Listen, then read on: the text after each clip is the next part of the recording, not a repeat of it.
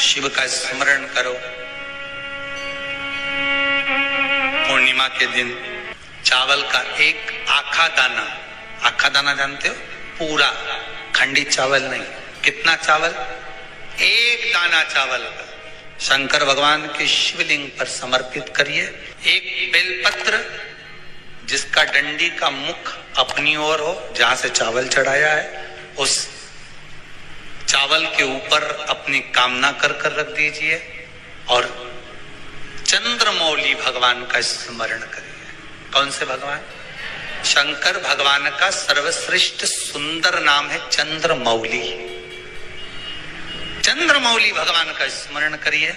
अपनी कामना कर बेलपत्र समर्पित कर शिव जी पर एक लोटा पानी, एक जल पात्र समर्पित करो, कलश से जल चढ़ा दीजिए।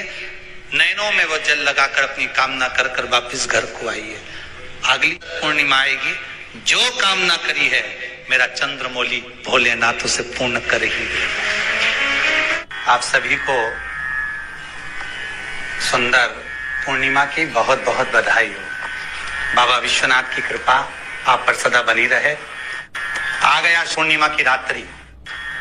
बड़े से बड़ी बीमारियां, बड़े से बड़े रोग, बड़े से बड़े कष्ट इस पूर्णिमा की रात्रि को छूट जाते हैं। दमे की बीमारी, श्वास की बीमारी, अनिद्रा की बीमारी, रात्रि को जगना, ये सारी बीमारियां पूर्णिमा की रात्रि को अगर व्यक्ति अपने जीवन को सुखमय बनाए, अपने जीवन को आनंदमय बनाए तो सब छूट सकता है। पूर्णिमा की रात्रि को पीपल के पत्ते 5 लेकर उसके ऊपर खीर डालकर रात्रि को खा लेने से महाराज दमे की बीमारी, श्वास की बीमारी रुक जाती है। वो बीमारी बढ़ती नहीं है, उससे कष्ट नहीं होता। जिन बच्चों के नेत्र कमजोर होते हैं, रोशनी कमजोर होती है, पूर्णिमा के दिन रात्रि को 12 बजे भगवान चंद्रदेव का दर्शन कराइए। 5 से 7 मिनट तक नयन मिलाए चंद्रदेव के साथ और बाद में एक पीपल के पत्ते पर खीर जो चंद्र के नीचे रखी हुई है उसी खीर को चटा दीजिए। फिर चंद्र का दर्शन कराओ, फिर खीर को चटा दीजिए। महाराज नयन की ज्योति बढ़ती है, नींद नहीं आती तो निंद्रा देवी प्रवेश करती है, निंद्रा अच्छी आती है, आनंदित होता है। महाराज जिस व्यक्ति के शरीर में गांठ पड़ जाती हो, शरीर काला पड़ जाता हो, चट्टे पड़ जाते हो या दांत खाज खुजली हो जाता हो, उसके लिए भी पूर्णिमा की रात्रि को 12 बजे महाराज भगवान चंद्रदेव के लिए 21 दिए जलाए जाते हैं। उस 21 दिए की कालोच एक थाली में इकट्ठी करी जाती है, कालोच को इकट्ठी कर शरीर में गाय के घी के साथ में जहां जहां जगह पर चट्टे हैं, गांठ है, वहां लगाया जाता है। उसको 5 या 7 दिन लगाइए। उसके बाद में रोज प्रतिदिन लगाने के आधे घंटे बाद स्नान कर लीजिए, आराम लगना प्रारंभ हो जाता है।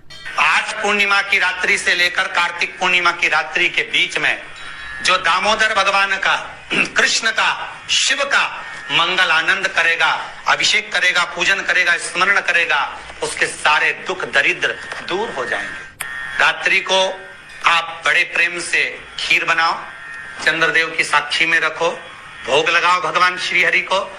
बन सके अगर लक्ष्मी की कमी है, लक्ष्मी नहीं आ रही है, व्यापार नहीं चल रहा है, तकलीफ बहुत ज्यादा है, घर में कष्ट है, कर्जा ज्यादा है, तो एक तांबे के कलश के ऊपर, तांबे के कलश में पानी भरना, कटोरी रखना, उस पे लक्ष्मी जी की मूर्ति रखना। लक्ष्मी जी की मूर्ति नहीं हो तो चांदी का सिक्का रखना।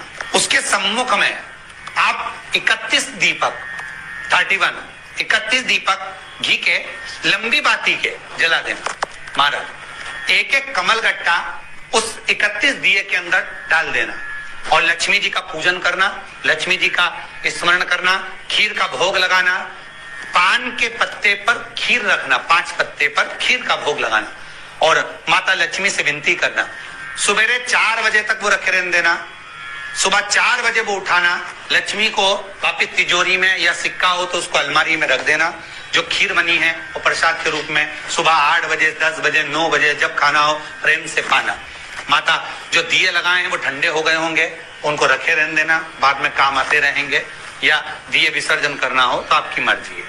पर वो मिट्टी के दिए लगेंगे, आटे के दिए नहीं लगेंगे, मिट्टी के दीप लगाना है आपको। 31 घी के दिए लगाना है। लक्ष्मी जी का पूजन करो, कंकु, चावल, हल्दी, मोली से सब तरह से पूर्णिमा की रात्रि को सुख मिलेगा, आनंद मिलेगा, लक्ष्मी की वृद्धि होगी, कार्य सिद्धि होगी। दूसरा क्रम, पूर्णिमा के दिन आप शाम को प्रदोष काल के समय 4:30 बजे से 6 बजे के बीच में 1 लोटा पानी, उसमें 5 बेलपत्र रखकर, 1 कमलगट्टा डालकर भगवान चंद्रेश्वर महादेव के नाम से भगवान शंकर को चढ़ा दीजिए। आपकी जो कामना हो वो कामना कर चढ़ाएं, विनती करें चंद्रेश्वर महादेव को और निवेदन करें कि हमारा ये कार्य सफल हो। केवल पूर्णिमा के दिन चढ़ाइए, कार्तिक पूर्णिमा तक क्या फल मिलता है हमको जरूर बताइए। भी पूर्णिमा की रात्रि को और कार्तिक पूर्णिमा की रात्रि को गर्भवती नारी अपनी नाभि पर यदि चंद्र की दृष्टि पड़वा लेती है तो बच्चा विकलांग पैदा नहीं होता है। गर्भ से जो बालक होगा श्रेष्ठ होगा, विद्वान होगा, चतुर होगा, पढ़ने में होशियार होगा, क्योंकि ये चंद्र की किरणें जब समुद्र में उछाल ला सकती हैं तो आपके जीवन में भी तरक्की ला सकती, उछाल ला सकती। क्यों करा जाता है पूर्णिमा का व्रत? पूर्णिमा का व्रत करने का कारण क्या है बताइए? आप इतने सालों से कर रही हो, कई माताएं कर रही होंगी पूर्णिमा का व्रत। एक समय फलाहार करती हैं, एक समय भोजन करती हैं। भोजन में खीर का होना जरूरी होता है पूर्णिमा के व्रत में, दूध की सामग्री होना जरूरी होती है पूर्णिमा के व्रत में। 12 महीने की पूर्णिमा करो मना नहीं है, और पूर्णिमा उठाने का भी समय होता है। चैत्र के महीने की जो पूर्णिमा होती है, चैत्री पूर्णिमा पहली पूर्णिमा मानी जाती है, इसलिए चैत्री पूर्णिमा को सिद्ध पूर्णिमा कहते, कार्य सिद्धात्री पूर्णिमा कहते, सिद्ध करने। मनोरथी पूर्णिमा कहते, मनोरथी पूर्णिमा। इसलिए पूर्णिमा का व्रत कहां से उठाया जाता है?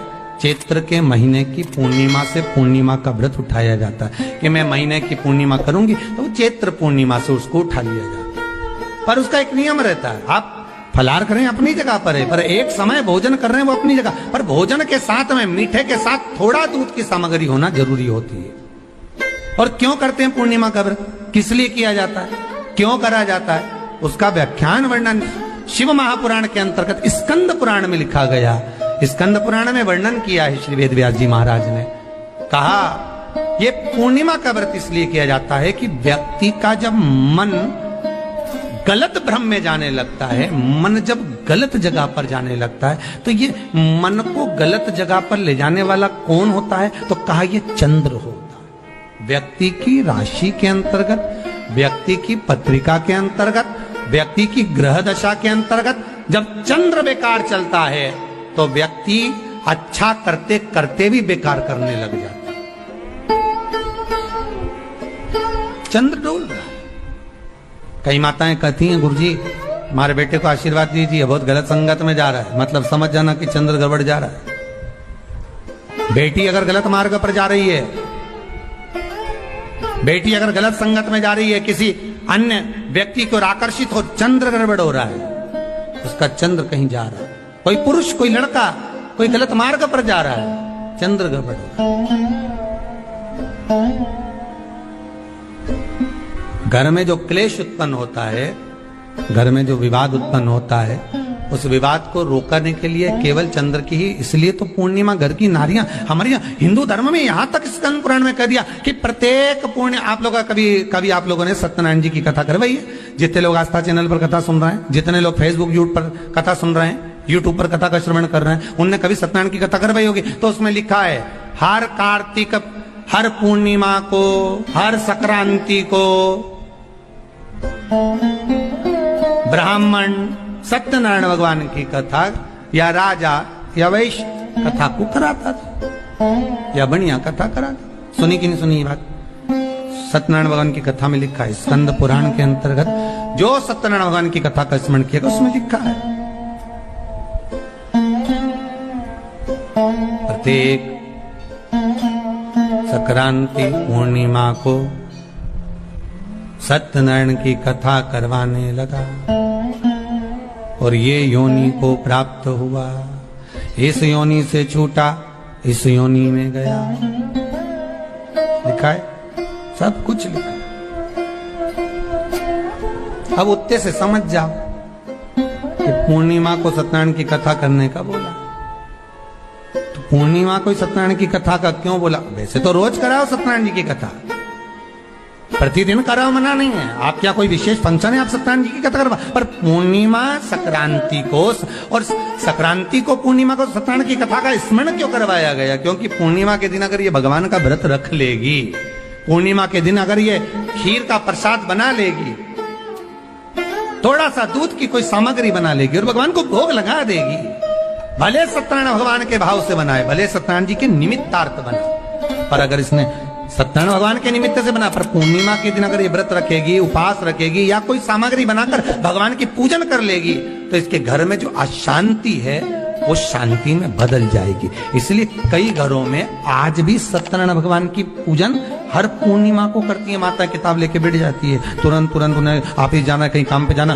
और तुरंत उसने जल्दी कलश रखा, कलश नहीं भी रखे तो भगवान की पूजन कर कुरा के ब्राह्मण देवता को बुला लेगी, ब्राह्मण नहीं आएंगे तो खुद कर लेगी, पर करती जरूर है। इतना सा आटा सेक लेगी, पंजेरी बनाई, सीरा बनाई, मिठाई रख दो, कुछ भी करेगी पर सत्यनारायण की कथा कर ले, उसका मन लग गया उसमें। मतलब पूर्णिमा को करना है, उसको करने से क्या होता है? शांति रहे, शीतलता रहे। जिसके घर में हर महीने की पूर्णिमा को खीर बनती हो, ध्यान दीजिएगा, बहुत सुंदर संवाद चल रहा है, बहुत ध्यान देने वाली बात है। प्रत्येक महीने की पूर्णिमा को जिसके घर में दूध की सामग्री बनती हो, दूध की सामग्री तैयार होती हो, खीर प्रसाद तैयार होता हो, उसके घर में कभी क्लेश नहीं हो सकता। चाहे सास बहू एक दूसरे के सामने वो कहे ना, वो सांप और नेवले की लड़ाई क्यों ना, फिर भी शांति हो जाती है। पर प्रत्येक महीने की पूर्णिमा होना चाहिए। ये नहीं कि तुमने एक महीने की पूर्णिमा पे बना लिया और दूसरे महीने की पूर्णिमा को गायब कर दिया। फिर किसी ने कह दिया आज चूरमा तो बन रहा है, दाल बाटी तो बन रही है चूरमे के साथ में, लड्डू बन रहे हैं, तो काय को खीर बना रही हो? तो तुमने अब वो खीर प्रसाद। महापुराण की कथा कहती है, महाराज पूर्णिमा का जो चंद्र है वो विशाल का है,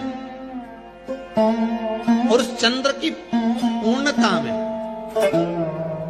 हमारी अभिलाषाएं भी पूर्ण हो। आप आस्था चैनल के माध्यम से जितने लोग कथा सुन रहे हैं, फेसबुक यूट्यूब पर जितने कथा सुन रहे हैं, और कुबेरेश्वर धाम में जितने कथा सुन रहे हैं, आप में से कितने लोग हैं जो पूर्णिमा का व्रत करते हैं? जो माताएं करती हो जरा हाथ उठाइए। पूर्णिमा का व्रत जो करते हो ना आप लोग, रखिए।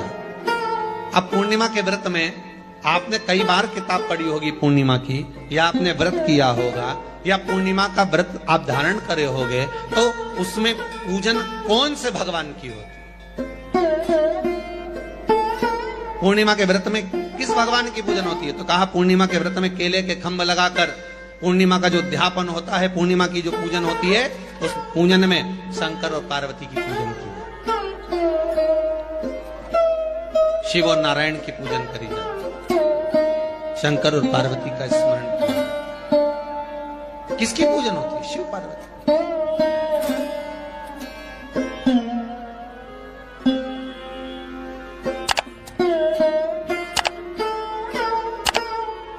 क्यों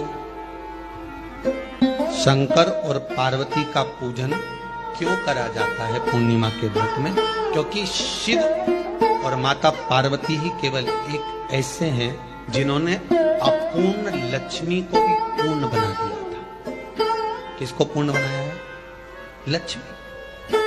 शरद पूर्णिमा के दिन अगर आप शंकर भगवान को एक लोटा पानी अगर शिव को समर्पित कर रहे हो, श्वेत पुष्प को रखकर शंकर जी के ऊपर सफेद फूल को चढ़ाकर अगर एक लोटा जल भी, एक पात्र जल भी शंकर को समर्पित कर रहे हो, तो ये लक्ष्मी के लिए ही तो कर रहे हो। और कौन सी लक्ष्मी? पूर्ण लक्ष्मी। पूर्ण लक्ष्मी। आपको पहले भी कथा में कहा, एक बार भगवान विष्णु के सामने लक्ष्मी मैया ने बहुत तेज स्वर में कह दिया था, नारायण, दुनिया के लोग आपका नाम जपते हैं, दुनिया के लोग नारायण नारायण कहते हैं, दुनिया के लोग आपका भजन करते हैं, पर सत्य मायने में कहूं ना तो मेरे बिना दुनिया के लोगों की नहीं चल सकती, मेरे बिना दुनिया नहीं चल सकती। संसार मेरे बिना नहीं चल सकता। भगवान विष्णु ने कहा ये तो गलत है लक्ष्मी आपका कहना।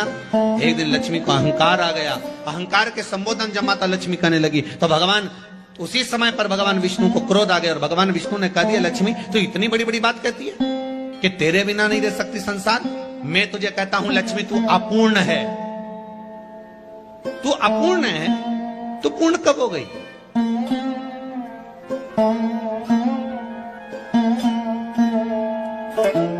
तेरी पूर्णता कहां हो गई? लक्ष्मी की आंख से आंसू बहने लगे। आज आपने मुझे अपूर्ण कहा, आपको मालूम है आप मुझे अपूर्ण कर रहे हो? आपको ये ज्ञात हो रहा है आप मुझे अपूर्ण कर रहे हो?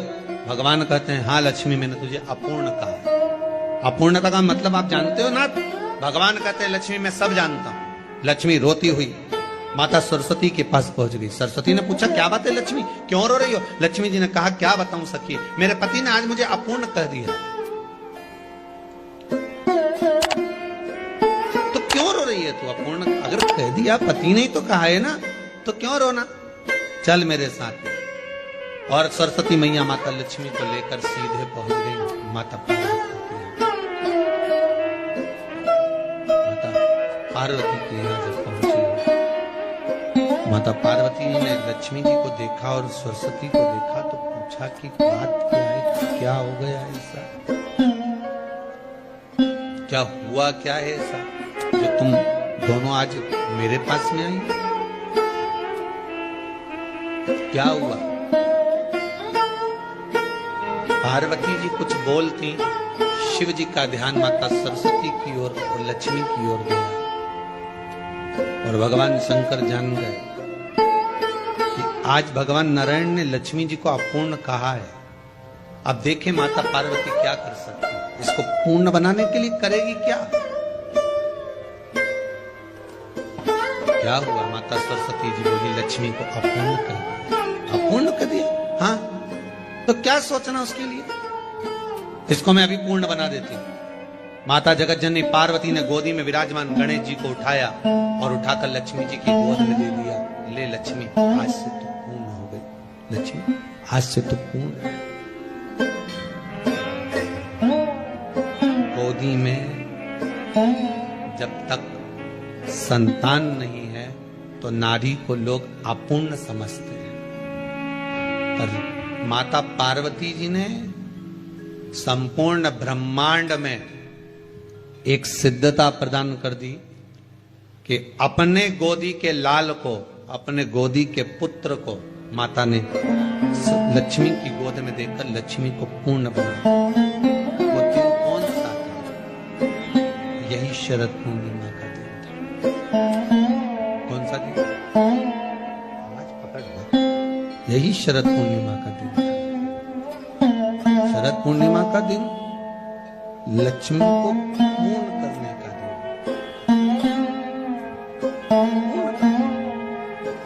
केवल अमृत ही नहीं बरसता, शरद पूर्णिमा के दिन लक्ष्मी भी बरसती। लक्ष्मी पूर्णिमा के कितने व्रत होते हैं? बोलते जाओ, जरा जल्दी जल्दी बोलो। पूर्णिमा के नारियों को, स्त्रियों को अखंड सौभाग्य के लिए, जो नारी वैधव्य नहीं होना चाहती है उस नारी को पूर्णिमा के कितने व्रत करना चाहिए? जिस नारी के यहाँ संतान नहीं हो, भगवान कृष्ण ने माता यशोदा को द्वापर में भी बताया है कि पूर्णिमा के 32 व्रत होते हैं। कितने व्रत होते हैं? 32।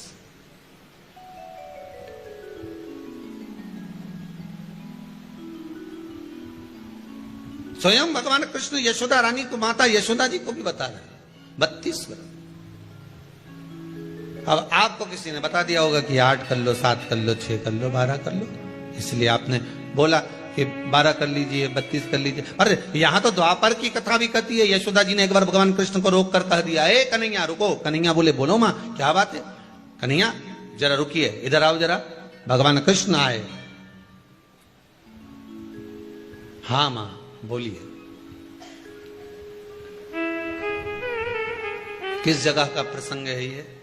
जिस समय पर राधा रानी कुरुक्षेत्र में नंद बाबा और यशोदा जी को लेकर